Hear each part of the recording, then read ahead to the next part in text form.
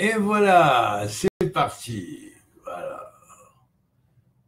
Si partez, comme dirait notre ami Mokhtar Mouloud, si partez. Bon, alors bonjour à tous. On va faire aujourd'hui sur la paracha de Bo. Une très grande paracha, bien sûr. Celle de l'ouverture de la mer Rouge, de la sortie d'Égypte, des plaies, lorsque les enfants d'Israël quittent l'Égypte après la Makat Bechorot, et bien évidemment l'ouverture de la mer Rouge. Alors, on va voir combien cette paracha est liée à la Teshuvah. Et de nombreuses choses en témoignent. On va analyser cette 15e paracha de la Torah, qui est en fait le portique du temple, puisque elle est comme si qu'elle diffusait en filigrane l'expression donc par laquelle Dieu envoie Moïse à Pharaon, et pour lui dire en code et en secret d'initier quelques formules qui lui font comprendre que finalement la finalité se trouve là-bas où sera construit le temple. Et c'est l'endroit qu'il a choisi. Et là, Pharaon redouble de cœur dur, bien sûr, et puis à la fin, il cède après la fameuse Makat Bechorot, et surtout la plaie des premiers-nés, et ensuite, donc, il relâche le peuple, vu que tous les sages de l'Égypte lui disent « Mais enfin, Pharaon, tu as perdu la tête, ça va, il faut laisser tomber, on ne fait pas le poids. » Et puis, là, Pharaon relâche le peuple. Et bien sûr, la manière dont Moshe s'adresse à Pharaon, au travers de laquelle Dieu lui dit et lui ordonne au début de la paracha, donc, Boel Pharaon, va vers Pharaon et dis-lui comme ça, et donc là, il a capitulé. Il a capitulé. Il a compris qu'il n'y avait pas d'issue. Et donc, derrière le Boel Pharaon, c'est ce que nous allons analyser aujourd'hui. Peut-être que je ferai un deuxième petit cours plus tard sur cette même paracha, mais disons que là, déjà, on va commencer un peu à débrosser à l'hébreu égyptiano-chinois. Et vous allez voir la portée de la chose, c'est magnifique. Alors d'abord, comme toujours, avant d'analyser la paracha, la clé extraordinaire que j'utilise, c'est toujours la clé de Rabbi Abraham Boulafia. Donc, clé très peu connue, très peu enseignée, très mal connue, et surtout très peu travaillée comme je l'ai travaillé. Je l'ai travaillé vraiment, je l'ai mené à sa perfection, on pourrait dire. Alors, disons que, et j'en suis fier d'ailleurs, d'avoir accordé de l'importance à cette chita, disons que cette tendance kabbalistique dite de la kabbale prophétique mise de côté par tout le monde, pratiquement peu étudiée. Et bien là, je suis heureux d'y avoir passé les heures de réflexion sur lesquelles j'ai passé, les heures de méditation auxquelles je me suis adonné, et ça a porté ses fruits, Baruch Hashem, vous allez le voir. Alors, bien sûr, comme d'habitude, on va commencer par la clé, parmi les 54 clés commandant les sections hebdomadaires de la Torah, la clé de cette donc 15e paracha qui est ici. Donc là, sur le livre que j'ai consigné là. Vous voyez. Lamed Dalet Ain He. C'est le nom qui commande la paracha et qui est issu des 4 noms suivants que vous voyez en jaune ici. D'accord ? 2, 3 et 4. Voilà. Alors, dans cet ordre-là, ce qui va donner donc le schéma suivant, vous voyez d'abord ici en jaune sur le cube représentant, le carré, pardon, représentant les 72 noms, le rectangle, plus exactement, pardon, représentant les 72 noms de Dieu, représentés sous forme de 9 huitaines, ou 9 octades, ou 8 novènes, si on pourrait dire, si on va dans ce sens-là, ou 9 huitaines. Et donc, en se basant sur ce tableau, en tenant compte du quadrate, c'est-à-dire des 4 noms mis en jaune, vous voyez un peu apparaître sur la feuille, voilà, bien là, une fois retranscrit en clair, voilà ce que ça donne. Voilà, vous pouvez garder la feuille, la photocopier. Vous avez la Kavana avec les 5 grands noms qui commandent la paracha, le quadrate et le nom central, le 5e, qui est fondamental. On va voir combien il est fondamental pour éclaircir la paracha, mais également pour donner toutes les bases des clés sur lesquelles cette paracha repose. Alors d'abord, déjà, le nom de la paracha, c'est Bo. Alors Bo, c'est un mot qui en hébreu veut dire va, vers. On pourrait dire plus exactement Bao.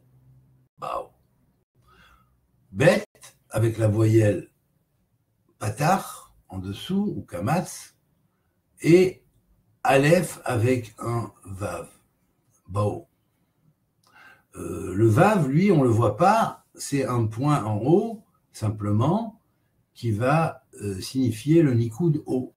Et on va dire Bao. Et Bao, c'est 2 lettres égyptiennes. Le Ba, qui représente le pied, et le Aleph, qui représente l'aigle. Mais on a un autre Aleph, un autre aigle, qui lui ne va pas être placé après le Bet, mais il va être placé après le Nikoud haut. Et là, ça va être un aigle, mais qui, au lieu d'aller dans ce sens-là, avec la tête dans ce sens-là, et de droite à gauche, de gauche à droite. Vous voyez ? Et il y a une différence entre l'un et l'autre. Le Aleph, c'est Auriel. C'est l'ange de la lumière, qui se représente par l'aigle, et qui est dans la Merkava, et qui représente aussi le maître des aigles du ciel, celui qui charge les comètes d'être annonciatrices de signes dans les différents systèmes solaires. C'est l'objectif des comètes, pour ceux qui savent les lire, dans les systèmes où il y a des entités qui habitent et qui sont intelligentes pour décrypter. Et puis, il y a donc le bête qui, lui, représente le pied, qui se fait un peu comme ça, comme la forme d'un pied, très simplifié, hein, bien sûr, voilà, très simplifié, et qui représente les différentes étapes de parcours que l'Égyptien parcourait lorsqu'il était en quête d'initiation à la connaissance, à la sagesse. Eh bien, il parcourait 42 voies, 42 sites sacrés, dont 22 étaient en Haute-Égypte et 20 étaient en Basse-Égypte. Et puis, bien sûr, les 20 ceux de Basse-Égypte étaient encore plus approfondis dans certaines sciences très liées à la magie rouge, ou à la transmutation des forces des ténèbres pour les remettre droites, quoi. Et donc, lorsqu'on avait le bête avec cette signification, on comprend parfaitement que le but même du Béréchit, c'est de parcourir 42 étapes aussi, qui sont signifiées par les 42 étapes que les Bnei Israël ont parcourues en revenant, en sortant d'Égypte et en retournant au point duquel ils étaient partis, et ensuite pour aller accéder à l'endroit du temple, qui va être le 43e lieu, vous voyez. On va revenir sur ce nombre-là après. Alors, bien sûr, il y avait 42 étapes. Donc le bête, par lui-même, c'est la maison qui est au bout, hein, ce temple qui va se construire, ce temple symbolisant l'univers tout entier. Moïse dit à Pharaon, Quand Dieu dit va vers Pharaon et dis-lui, il sous-entend va et dis-lui que le temple, c'est pas ici qu'il va se construire, il n'est pas en Égypte, il n'est pas dans les 42 tachanot ici, il est à la 43e tachana, c'est-à-dire à la 43e ou 43e station. Il faut d'abord passer 42 stations dans l'élévation vers l'Égypte-Israël spirituelle, en tant qu'Israël, fils de l'Égypte, puisque Israël devient la nation fils de l'Égypte originelle, si on pourrait dire, et perpétuatrice du message de l'Égypte originelle, qui avait fondé Hanor. Et puis, c'est à la 43e étape, qui s'appelle Luz en hébreu, 43 en valeur numérique, Gam, tout comme, c'est-à-dire celle qui est capable de reconstruire le corps tout comme il était, mais un corps de lumière, un corps glorieux. Et donc, va dire à Pharaon ça, c'est pas là. Et je vous prendrai sur des ailes d'aigle, c'est-à-dire les ailes de Uriel, qui sont les ailes de la Merkava, et les anges de la Merkava pour vous sortir d'Égypte. Et vous serez accompagné de ces Merkavot de jour comme de nuit. Voilà. Donc, Pharaon capitule. Et il lui dit où? Mais en même temps, avec nous, on va sortir. Et le où, qui est à la fin, il lui dit, toutes les forces d'Oriel et de lumière qui sont tombées, tous ces anges qui sont tombés dans l'Égypte, qui a falsifié sa mission originelle, eh bien, ils vont retourner avec nous quand on va sortir d'Égypte pour devenir les fils de l'Égypte originelle, les Bnei Israël. Eh bien, lorsqu'on va ramener avec nous tout le savoir de cette Égypte originelle qui était détentrice de la tradition primordiale, qui avait été adaptée par Hanor et déposée là-bas, eh bien, on va emporter avec nous toutes les âmes des anges qui ont été prisonniers dans les prisons de l'Égypte. Et là, Pharaon, waouh, comment Moïse sait ça? Mais oui, Moïse sait ça. Eh ben oui, c'est un secret d'État, mais il le sait. Ben voilà. Donc, quand Dieu dit à Moïse, Bo el Pharaon, va vers Pharaon, il dit, mets ton pied en marche et explique-lui qu'il y a 42 étapes, certes, les 42 étapes, elles vont être faites dans le désert aussi, vous allez les passer dans le désert, le peuple hébreu va les passer dans le désert, ça va être le contraire des 22 étapes de l'incarnation, mais l'incarnation, de la désincarnation par rapport à l'incarnation dans le monde matériel, si on pourrait dire, quelque part. De dépouillement. Et après, ça va aboutir finalement et en finalité à cette fameuse 43e étape qui est appelée Luz. De la même manière que nous avons vu en égyptien, nous allons voir maintenant en chinois ce que l'hexagramme Bo ou Po, 23e hexagramme, signifie. Alors prenons-le d'abord comme Bo et ensuite comme Po. Bo, ça veut dire viens en hébreu. Viens ici. En hébreu, ça veut dire viens ici. Et ça signifie l'usure du temps, le déclin et la chute. C'est la chute qui engloutit, qui te dit viens ici, qui est beau, tiens, viens ici, en apparence extérieure.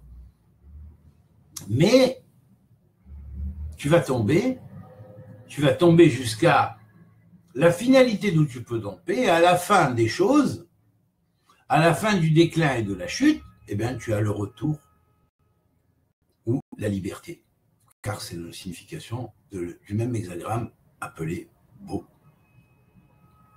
Et là, donc, la liberté, c'est la Géoula en hébreu, la délivrance. Et le retour, c'est la Teshuvah, c'est le retour, la réintégration cosmique. Quand on parle de Teshuvah, il y a la Teshuvah morale et la première Teshuvah, mais après ça, il y a la réintégration cosmique et la Teshuvah, il a. Alors là, la transmutation en chinois, c'est intéressant, le fait que c'est la clé de la transmutation, ce fameux livre, Viking. Du bête en paix va donner quoi? Eh bien, bête, c'est la maison. Mais paix, c'est le verbe. C'est la parole. Ça veut dire la maison, c'est pas une maison de briques. C'est pas une maison de grosses pierres énormes. Cette maison-là, elle sera détruite 2 fois, comme le nombre l'indique, 2. Mais la 3e, elle sera éternelle. Car elle est une maison céleste, spirituelle. Et donc, c'est la maison du verbe. C'est la maison de la parole perdue. C'est la maison du logos. Alors là, on comprend pourquoi c'est relié à l'hexagramme 23. Et là, c'est le grand secret. Parce que 22 lettres il y a dans l'alphabet hébraïque qui forment le cercle, qui sont les bases des diviseurs du cercle en nombres égaux, formant des figures fermées à angles égaux, tels que par exemple le triangle ou le trigone qui est le premier, le quadrate qui est le carré, qui est la 2e. Bon là ici on parle des 2 lettres qui ont le triangle et le carré, ça forme une pyramide avec un triangle et un carré, 4 triangles et un carré, on forme une pyramide. Voilà. Donc la paracha de Bo, ça veut dire attention, la maison elle n'est pas ici, ni dans la pyramide, ni dans le temple, elle est dans le temple spirituel, dans la pyramide spirituelle qui se trouve à la station 43, dans laquelle il y a la base de la résurrection et de la renaissance, puisque c'est appelé Luz, en l'occurrence, le principe de résurrection. Mais en plus, c'est lié à la 23e lettre parce que, précisément, il y a 22 lettres dévoilées et la 23e lettre, elle est cachée. Avec les 23 sphères, avec les 22 lettres plus les 10 sphirotes, ça forme ce qu'on appellerait la 23e lettre et ce qu'on appelle la 33e lettre cachée ou la 33e lettre sphira cachée, apportant le da'at, la connaissance à l'homme qui n'est pas une sphira, la dé'a, la connaissance à l'homme qui n'est pas une sphira mais qui vient pour réparer le malchut, le royaume. Eh bien, c'est la 23e lettre qui l'apporte. Voilà pourquoi l'hexagramme Bo signifie à la fois la chute, le déclin, l'usure du temps, et puis arriver au bout de l'usure du temps et des années, il y a Hachem qui parle et qui sort. Et là, c'est la liberté et c'est la teshuva illaha, c'est-à-dire la grande teshuva qui permet le retour par là, ce qu'on appellerait la réintégration cosmique. Oui. Alors, c'est intéressant de voir que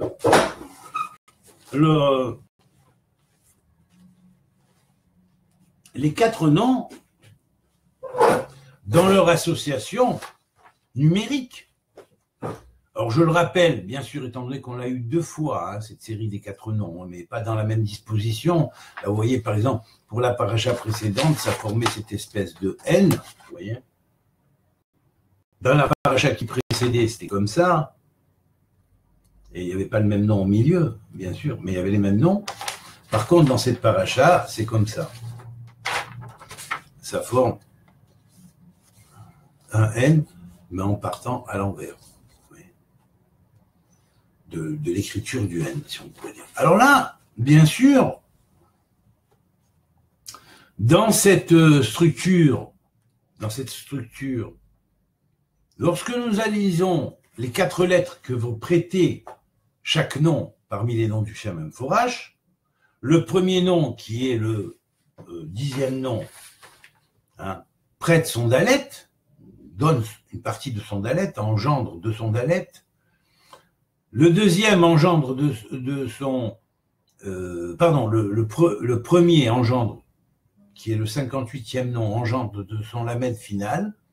Le deuxième engendre, qui est le 10e nom, engendre de son dalet final. Le troisième nom, qui est le 63e nom, engendre de son Aïn commençant la lettre, commençant le nom, et le quatrième nom donnera de son He, qui est la première lettre de son nom, donc, qui est lui le 15e nom. D'accord, 15, qui ici correspond justement au numéro de la paracha depuis les origines. Alors donc il a aussi une importance. Et l'importance c'est Haré. Hari, ma montagne aussi ça veut dire. Et bien curieusement, l'idéogramme Bo ou Po, que vous voyez ici,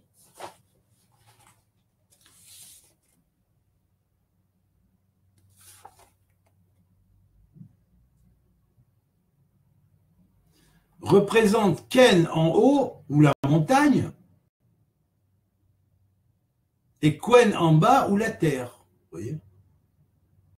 Donc le trigramme supérieur est la montagne qui s'élève au-dessus de la terre. Humblement, c'est le Sinaï. Voilà, donc ils vont sortir pour partir pour le Sinaï. Et dans la traversée du Sinaï, il va y avoir 42 étapes jusqu'à la fin de la traversée, l'étape finale qui va arriver à Jérusalem, ville choisie par David. Et à ce moment-là, le Mishkan va aboutir là-bas, et c'est là-bas que se fera le temple. Alors bien sûr, la fameuse allusion à la connaissance qui sort dans la 23e lettre, qui est liée au sentier caché qu'aucun œil n'a vu, comme ça dit le Sefer Yetzira, et bien évidemment, la totalité du nom donne le fameux nom qui est l'Adéa. L'Adéa, ça veut dire vers la connaissance. On pourrait dire l'Amed Déa, l'étude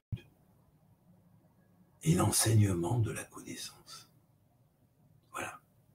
Alors, on va prendre maintenant, ils vont faire une lecture des 4 lettres de base. Le Lamed, c'est un sacrifice pour arriver à une fin. Vient après le Dalet. On a étudié en se sacrifiant, en s'imposant des heures, à défaut d'aller vivoter, faire n'importe quoi, eh bien, on a consacré ce temps-là à naître spirituellement. On va passer la porte, le Dalet, vous voyez. Puis la 3e lettre, c'est le Haïn. Notre œil va s'ouvrir sur les 70 facettes de la Torah, au fur et à mesure, si nous passerons bien la porte. Il s'agit d'une porte de renaissance ici, dans la naissance physique, avant la vraie naissance en haut, après la traversée, la grande traversée. Et enfin le Hé qui va nous mener à la montagne. Et bien voilà, c'est ainsi que, grâce à cette association, nous avons le mot Ladéa, qui veut dire vers la connaissance, tendre vers la connaissance. Et alors là, c'est fantastique parce que la valeur numérique de la DA est égale à Agol. Agol, ça veut dire rond. Rond. Et Agol, c'est les mêmes lettres que Aigoul, le cercle. Eh bien, ils ont fait un cercle entier. Ils ont parcouru tout le cercle de la connaissance, sous tous ces aspects, donc ils sont aptes à recevoir la Torah.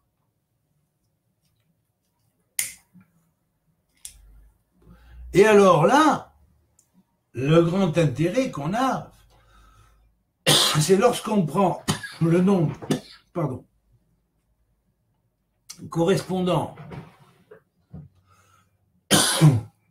aux 2 lettres qui se sont permutées l'une par l'autre dans l'hexagramme, dans leur nom. Bet ou P, la maison de la parole, la maison, la parole. Mais oui, la maison est construite avec des pierres qui sont les lettres symboliques. Mais ces lettres symboliques, on doit les lier aussi après tout de suite avec la parole, le verbe, le logos, l'organisateur, la grande logique universelle, la logique suprême.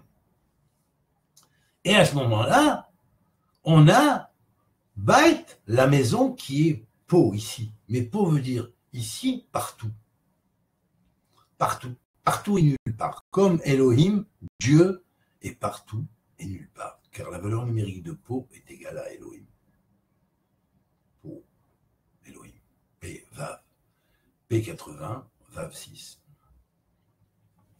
Alors bien sûr, là, on a la grande clé de l'unité de toutes les lettres du verbe, puisque les avanim sont symboliquement les pierres qui sont les lettres, formant les mots du verbe. Hein, bien. Avanim, Aleph, Bet, Nun, Yud, Mem, plus le total est égal à 109 aussi.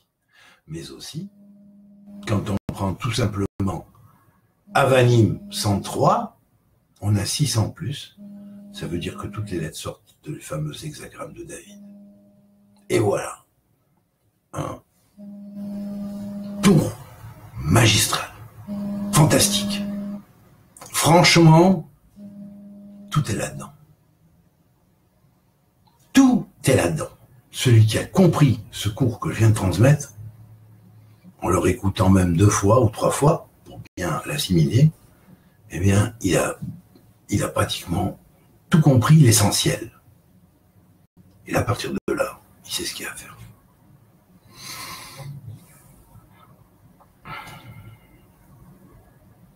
Voilà, donc éventuellement, si vous voulez bien, étant donné qu'on est dans la paracha de Bo, je vais faire une petite prière pour sanctifier la paracha rapidement, hein, en utilisant les lettres clés correspondant avec sa structure.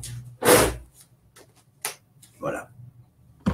Alors, la première et la deuxième. Pour Bo. Alors d'ailleurs, ce que je vous ai dit tout à l'heure, hein, avec le fameux bête que vous voyez ici, vous voyez d'ailleurs, vous voyez ici, dans le bête, vous voyez, j'ai fait le dessin du pied, vous voyez là, par là, ici. Voilà, en dessous, là, vous voyez. Parce qu'en égyptien, le bête égyptien, c'est le pied, parcourant les taranotes, différentes taranotes.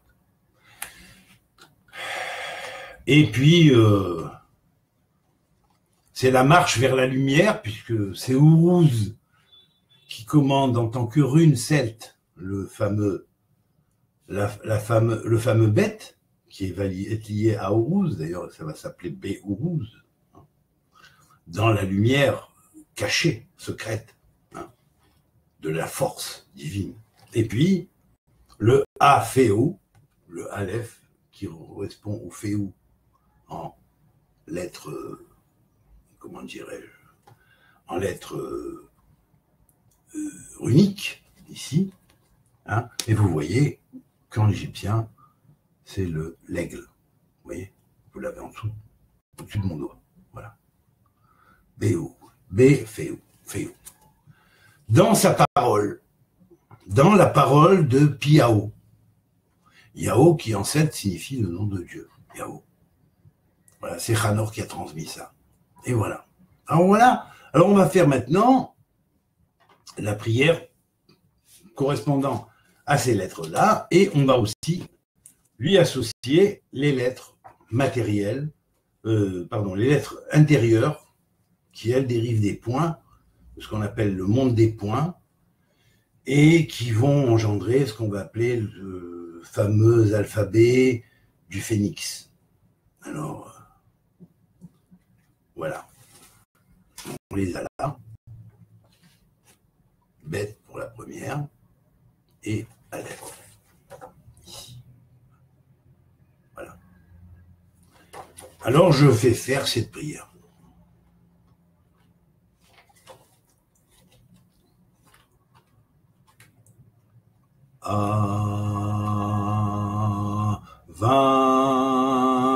Va-he, va-ou,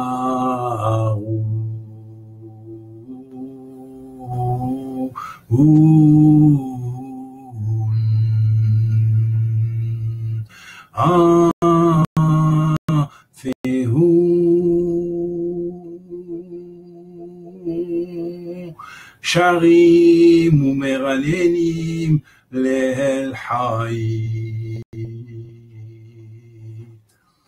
ביום Layo Gadahon Be'ud Sharim Umeranenim Le'el Hay El Echad Yahid Umeyuhad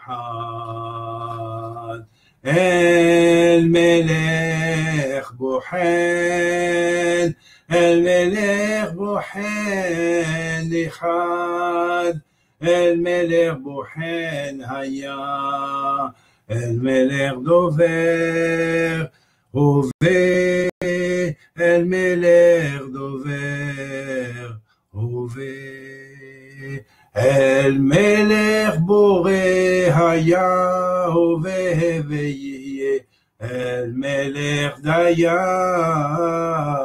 Habair Haya Hove Veye Echad Yahid Umeyuhad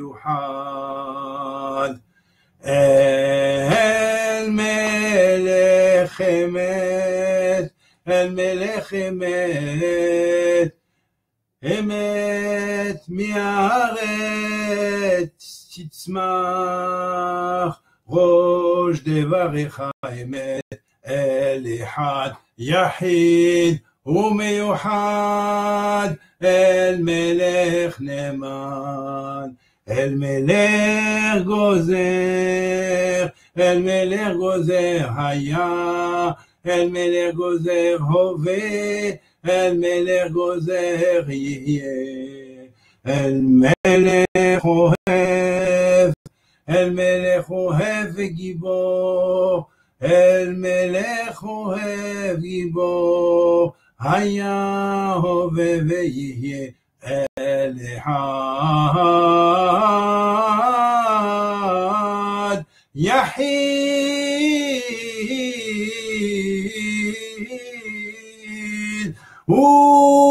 Umeyuhad Shema Israel Adonai Eloheinu Adonai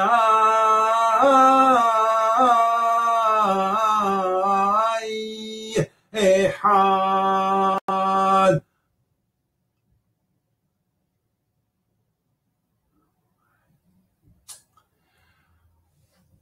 Voilà, bon ben, j'ai un peu abrégé, mais bon, c'était juste pour parler, ou dire en prière, disons, l'intériorité, si on pourrait dire, dans la Kabbalah névouïque d'Aboulafia continuée, hein, de cette fameuse formule de Beau. Voilà, bon, j'ai pas fait les 4 lettres correspondant au Shem central, mais on pourrait les faire et ce serait certainement encore une belle louange à l'Éternel. Voilà.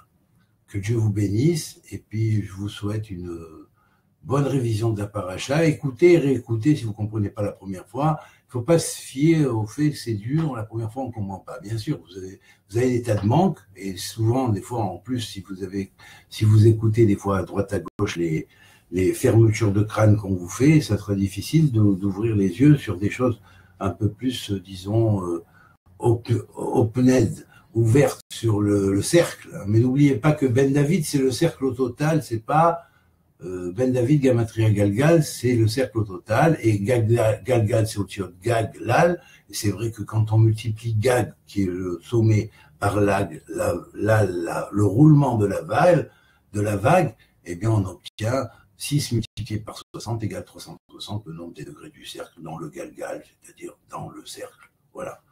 Pour dire une autre définition du mot Aigoul, qui est cercle, mais il s'appelle aussi Galgal. Et il y a 360 degrés. Voilà. Voilà. Alors, très bientôt. Je vous souhaite une bonne continuité de semaine et que Dieu vous bénisse. Et paix sur la terre aux hommes de bonne volonté. Et enlevez les œillères, parce que ceux qui vous mettent les œillères, c'est pas la voie, c'est pas la route, c'est pas comme ça. C'est pas comme ça. Voilà.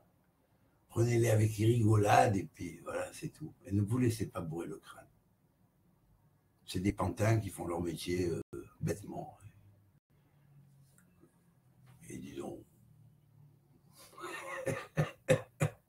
Allez, Coltouf, amitié à tous.